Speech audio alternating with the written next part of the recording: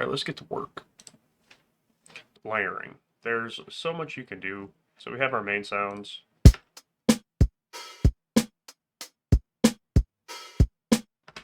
Alright, and then we went through and we added some Foley percussive sounds. And altogether that sounds like this.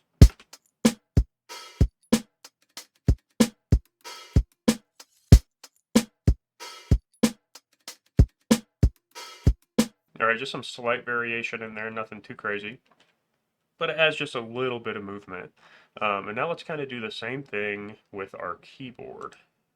So this is what we have on the keys.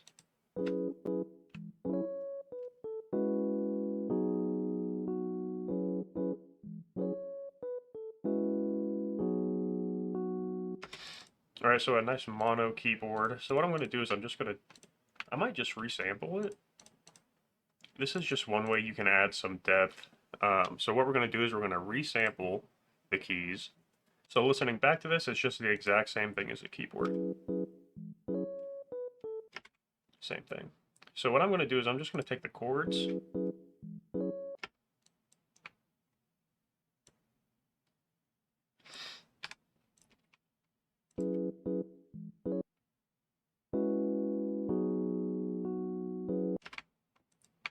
I'm going to delete this half, duplicate it, and then you can Control J to consolidate the clip, and now it's all one big clip, and it sounds like...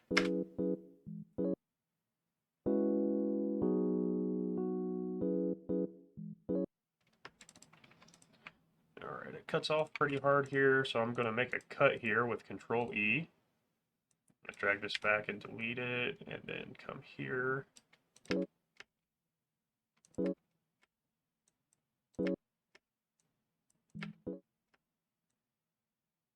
And just take that back a little bit.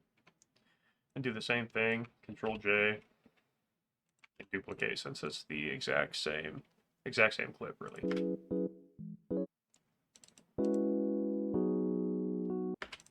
And then Control J again.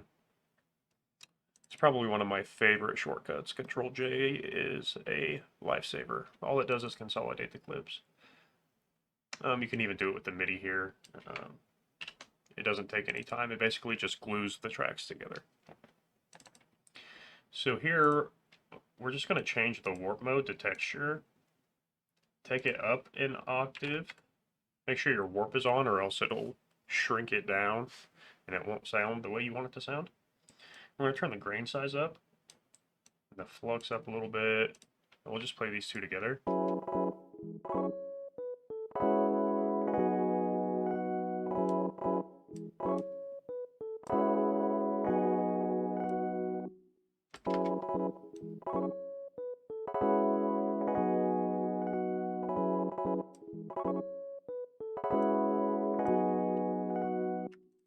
So what we can do to this is add some chorus. I like to use the Studio D from UAD. It's a really great, super simple chorus plugin. I love the way it sounds. I think it sounds awesome. And usually when I do this, I'll have the sounds that I'm layering playing at the same time. Like I don't really want to mix the layer by itself, because then it might not sound great with the bass sound that we're using. Keys bus, keys, layer. Oh my goodness, what have I done? Layer. What is happening? No. Layer.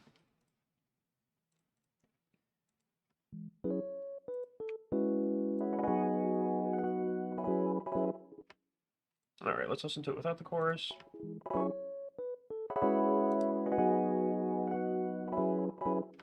I think that sounds cool the way it is.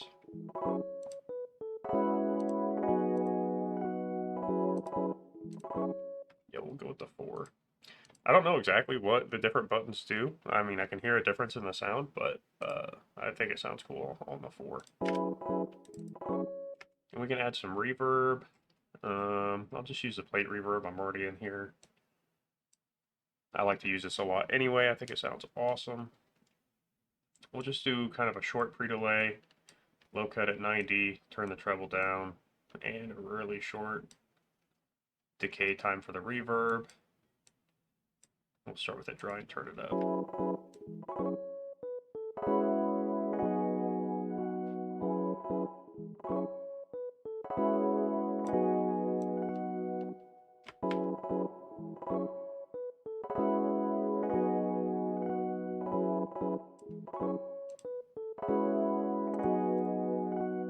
Alright, I think that sounds cool.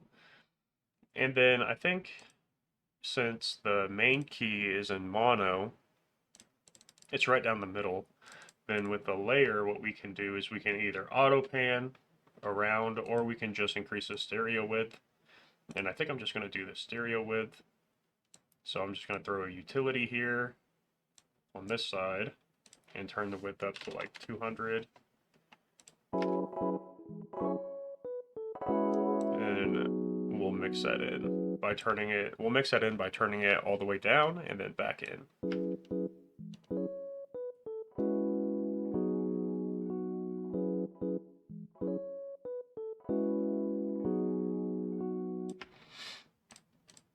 Alright, let's listen to that with the bass. It should sound okay.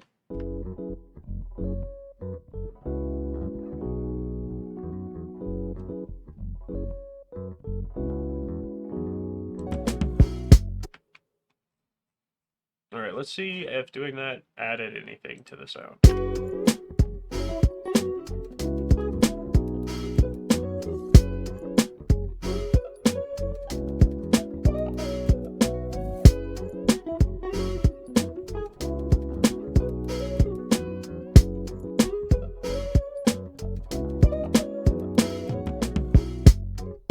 Alright, yeah, it's a very subtle change, but to me, I like the way it sounds. We already have layers in the form of the guitar by taking samples from the guitar that we played and throwing it on a separate track. Like here, for instance.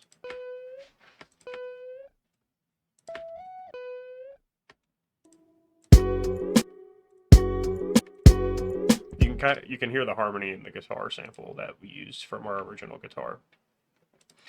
So let's move on to the next section and see if there's any kind of layering that we should do here.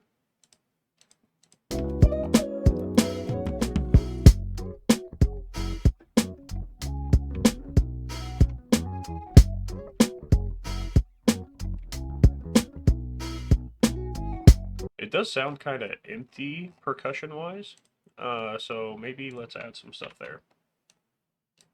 Kind of sounds like it needs a shaker. I also just love shakers. So let's see. I use this drum pack constantly. I love it. And there's good shakers in here. I don't know if this will sound good. Probably not. Yeah, terrible. I'm not liking that at all.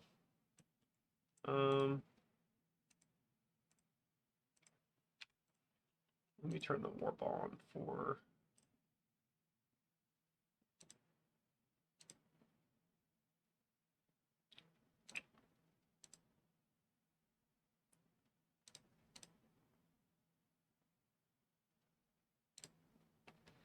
Turn that on for a minute, and it should warp it to... there you go. Okay, we might be able to do something with that.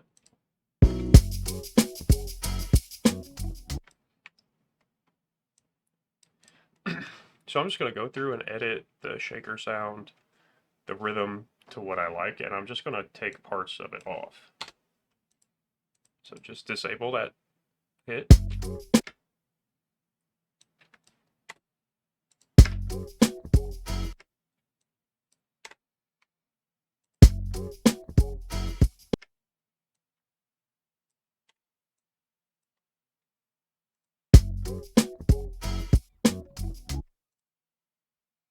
And that's it. I like the way that sounds, I think. I'm just going to mix it in.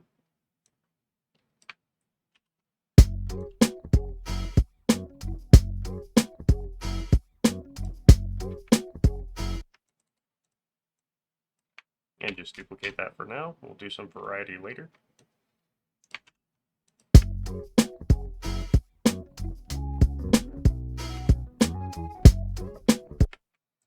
I think this was our extra snare layer. Yeah, I'm going to throw that back on there. I like the way that sounds. Just duplicate that to the next track.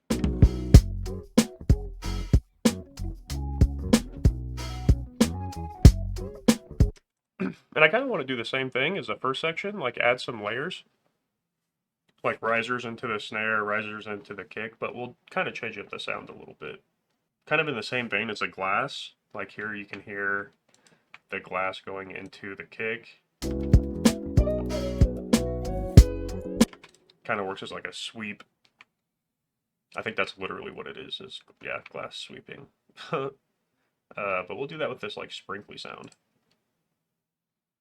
And we'll use that as a layer to get into the kick on the first beat. So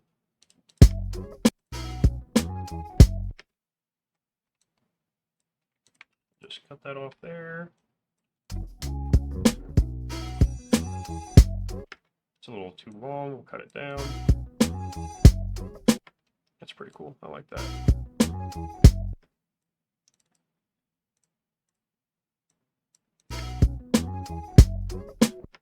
Cool, and then what I'll do is I'll just copy it and put it on... I'll just copy that and put it on the next bar, but I'll move the sample where the sample starts.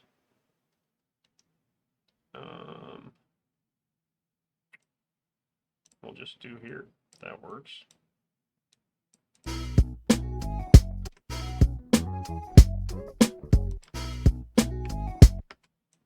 We'll do it right here.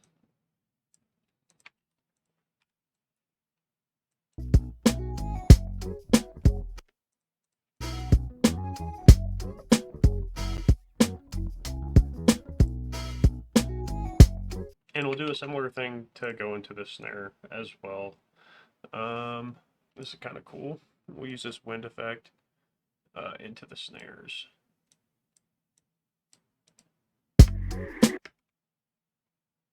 Might pitch it up.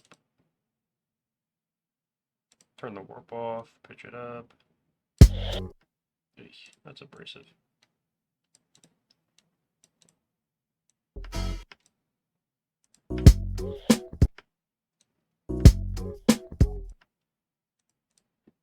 Pitch it back down. Yeah, that's pretty cool.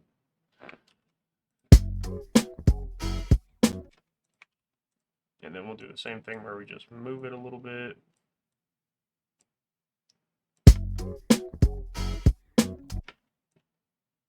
It just adds some movement to the track.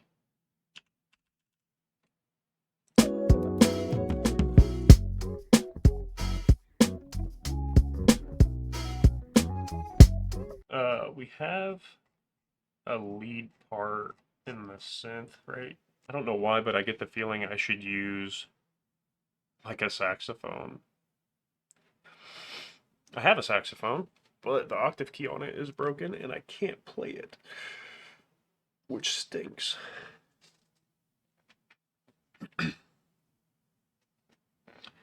But let's do something fun. I think the JV 1080 maybe has... Oh, actually, there's the World. Yeah, this World from Roland, the SRX, is so cool. It has so many awesome sounds on it. Is there like a saxophone thing? Maybe we'll do like a trumpet or a pipe. Maybe?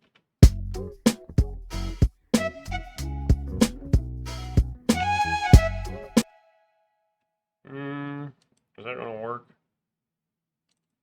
I don't think so.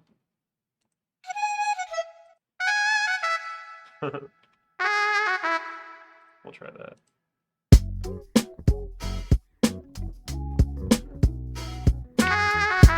It's all about messing around until you find something you like. Whoa. CPU's going crazy. All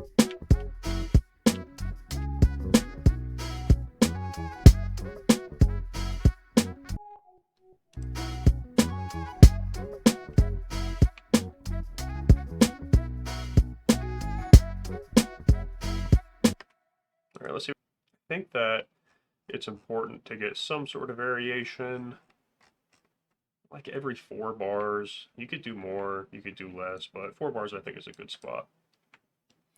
Like here, for the first 4 bars, we only have the one keyboard.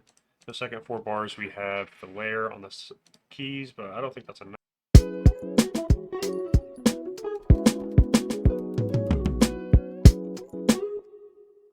Might be something there. I need like a ride sound. We just need to change our auxiliary percussion in that bar.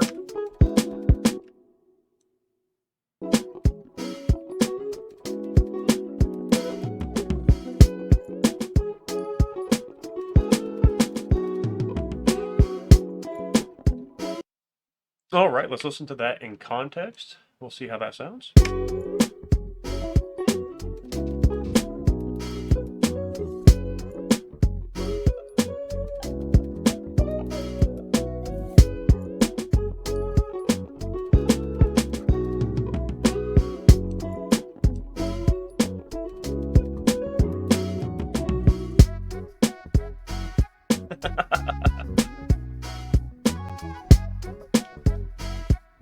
This video will probably go out today, so check out the stream. Stop by at Downbeat Demo. Thanks for joining me today, guys. I appreciate it. Leave a like, subscribe, follow, all that good stuff. Peace.